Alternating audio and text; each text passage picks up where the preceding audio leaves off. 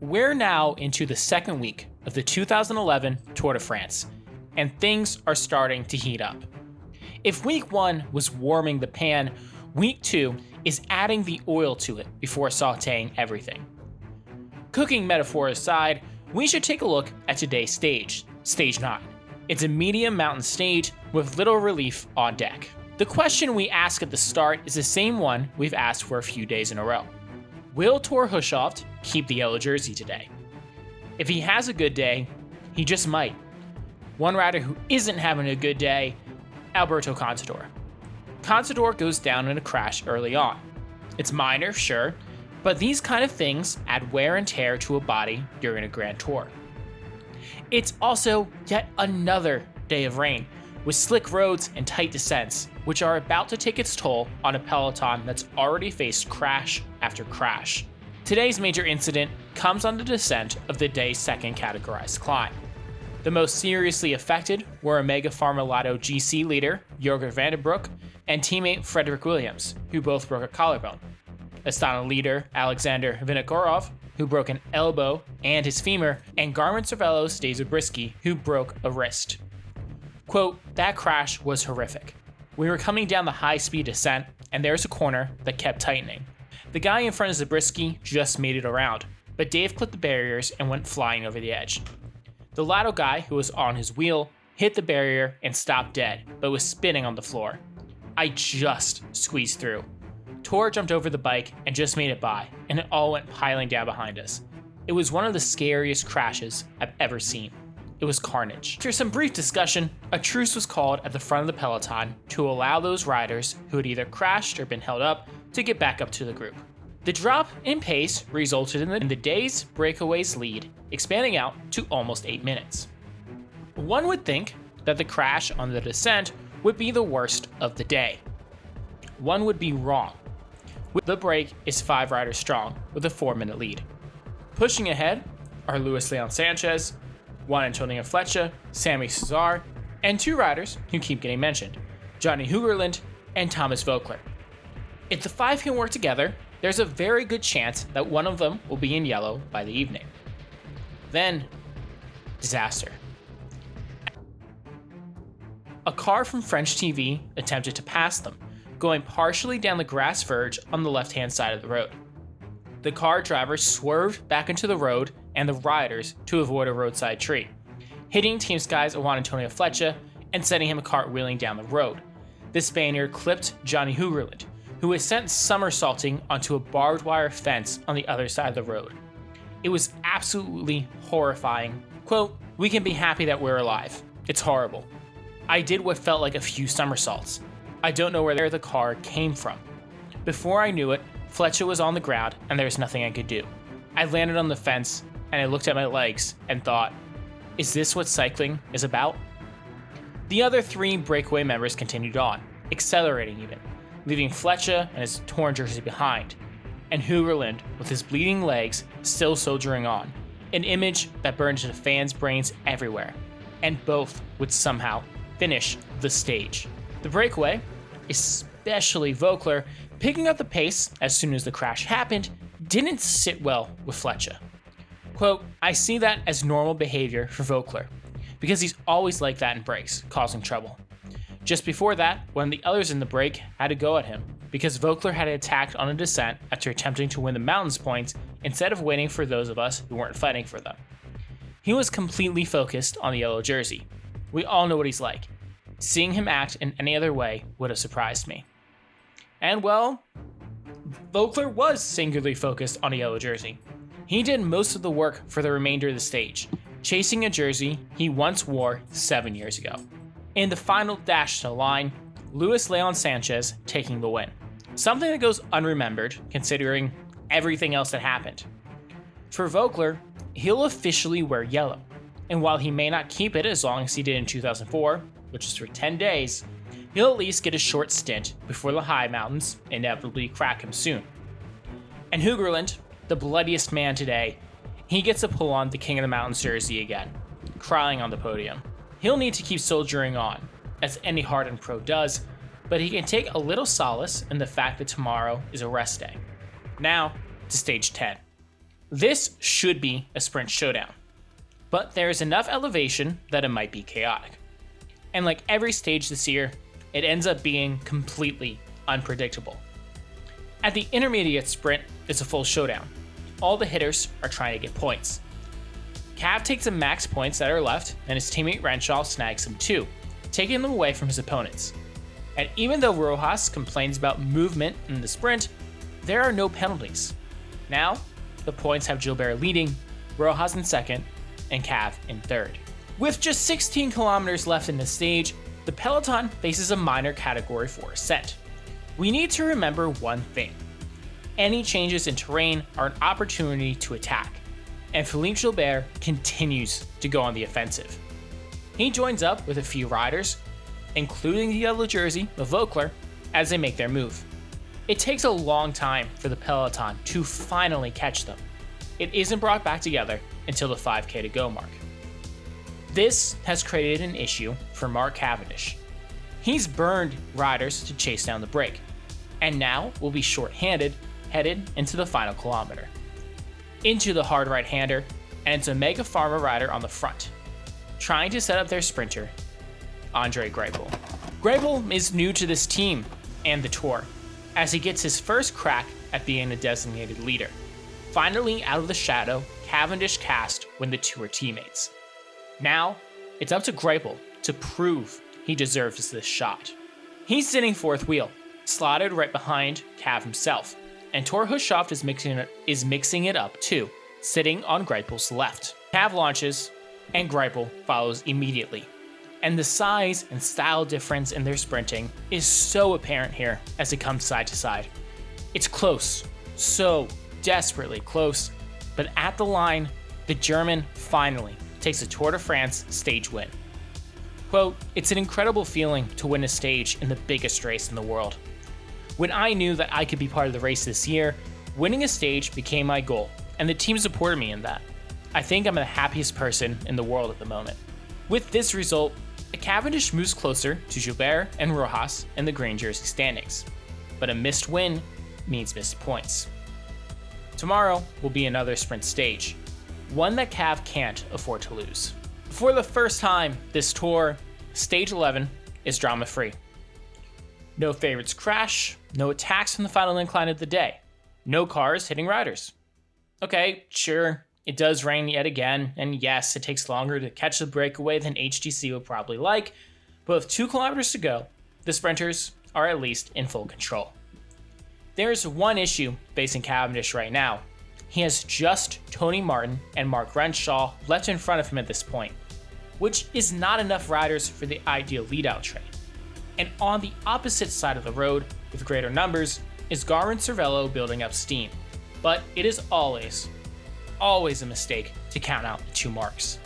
As the final sprint opens on the left side of the road, Renshaw bursts through a hole that opens up. Cav follows and then comes around, the fastest man on 2 wheels taking yet another win, a direct result of complete trust in his team. Because of this stage win, Cavendish takes the points lead and pulls on the green jersey with a total of 251 points, ahead of Rojas at 235 and Gilbert at 231. On the other side of things is a rider bracing to lose a jersey tomorrow. The Tour will head to Les Ardennes for the first time since 2003, and the mountainous terrain will presumably spell the end for Thomas Vogler's time in yellow. Quote, "To be honest, I expect to lose the jersey tomorrow, but that doesn't mean I won't fight. I will try, but we'll see. It's time to fight." 3 brutal mountains, including the previously mentioned Les Ardennes, where 8 years ago, Lance Armstrong emerged uninjured after a collision with a bag to win the stage, and firmly set himself up to claim his 5th overall victory. Everyone is expecting the stage to feature fireworks. Since Vogler will presumably lose a jersey, the question is what favorite will take it? Evans? Contador? One of the Schlecks? Before we get an answer to that, we need to first reach the final climb, which is proving risky. In the lead breakaway, young Welshman Geraint Thomas crashes on a descent off the first climb, one that could have been far, far worse than it ended up being. Then, a few minutes later, on the same corner, the peloton crashes. Voeckler locks up his rear wheel and solidly thumps into the side of a spectator's car. He has to swap bikes, but appears relatively unharmed. On the Tourmalet, the penultimate climb, Leopard Trek is in complete control, as Geraint Thomas crested the summit in the clouds first, as riders slowly made their way up the slope. A few minutes later, the yellow group crossed to the top of the Tourmalet, and everyone that should be in that group was. It would come down to Luz Ardiden to separate the contenders. Thomas had just 1:43 in hand with 10K left to go, all of which were uphill, and they had two determined chasers behind in Samuel Sanchez and Jelle Van den Bergh. The race coverage cuts away for a commercial, and when we're back, Van den Bergh and Sanchez are the leaders. There's 6.5 kilometers to go, and they have 50 seconds over the peloton, which is currently being led by Liquigas. See, they have veteran Ivan Basso on the squad, a former Giro winner and podium finisher in Paris, and this could be his best chance to get back there. In third wheel is Voeckler, determined to not lose the yellow jersey on this day. Sanchez is really suffering on the front, mouth agape in a silent scream. Van den Bergh is slightly more composed. In the contenders group, 1 minute and 18 seconds back, Contador is bouncing out of the saddle, looking smooth, and tracking Andy Schleck, who decides this is the time to make a move. Kinda. Andy accelerates up to the front and then settles, setting up Frank to then attack. A classic 1-2 punch from the brothers. It's Basso who picks up the chase, unwilling to let the work his team did go to waste. Frank goes again, a few hundred meters of a gap, and now Contador has to bring him back. In this group as well, still, is Cadel Evans, as is Damiano Cunego, Voeckler, and Voeckler's teammate, Pierre Rolland. Everyone has settled down, the group riding four wide, waiting for someone to fully commit. And it's Frank who shoots his shot. It's a real acceleration, one rewarded with a real gap, and no one chases. Rolland pulls the contenders group in support of Voeckler. Meanwhile, Sanchez and Van den Bergh might as well be in a different world as they hit 2 kilometers to go, still with a minute in hand. The Basque fans are going wild for Sanchez, willing him up the climb. Evans decides to be the one to pick up the pace for the contenders and starts to pursue Frank, but we have no idea what the time gaps are yet. What we can see is Basso and Evans separating themselves, and Voeckler joining. This is why Voeckler is so utterly compelling. He has no need to chase these guys back. He can ride his tempo and just try to stay in the yellow. But every fiber of his being needs him to compete and to fight. Is Andy Schleck only marking Contador, as if none of the other contenders are even there? Voeckler, meanwhile, now starts to crack.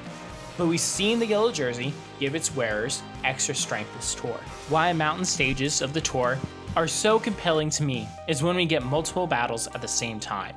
So we now jump up to the leaders, Sanchez and Van den Bergh, just 1 kilometer to go.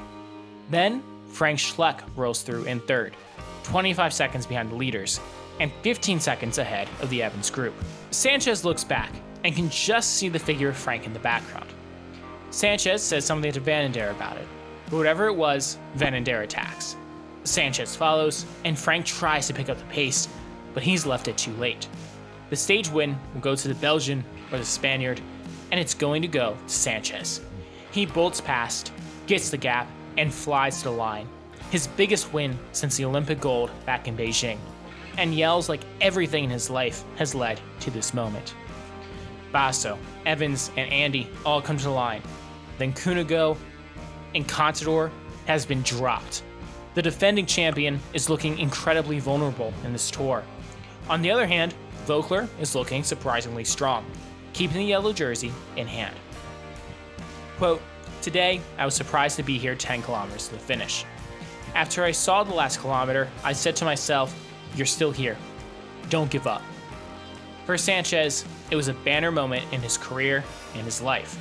Quote, "It's a very emotional and exciting win for us because there was a lot of support out there for us. For me, it's a dream come true. It's a very important victory.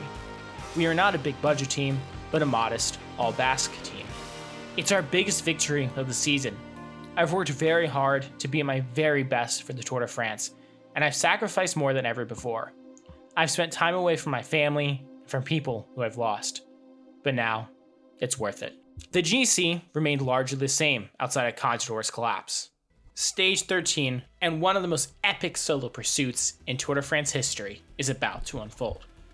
From the gun, it's chaos. Riders attacking in waves, desperate to make the break on this perfect breakaway stage. Andreas Kloden abandons early with back problems. Lars Bohm follows him out the back door. The Tour is claiming victims. But up front, 10 riders finally get the green light. And in that group, wearing the rainbow stripes of world champion Thor Hushovd. Also there, the relentless Jeremy Roy. Already on the attack yesterday, the Frenchman is hungry for more. As the road tilts upward, Hushovd makes his move. The Norwegian sprinter attacks from the back of the breakaway. But Roy has other ideas. The FDJ rider counters and catches the world champion. Then, 9 kilometers from the summit, Roy accelerates again. This time, Hushovd can't respond. David Moncoutier bridges up and drops the fading Norwegian. Roy crests the Obisque with 53 seconds. Hushovd, 2 minutes back. It looks over. But here's what separates champions from the rest. Hushovd doesn't panic, doesn't give up. He knows his strength, the descent. Coming off the climb, the Norwegian catches Moncoutier. The chase is on. At 20 kilometers to go, the lead is 1 minute and 5 seconds. At 15 kilometers, 31. At 10 kilometers, 18. Hushovd is doing all the work.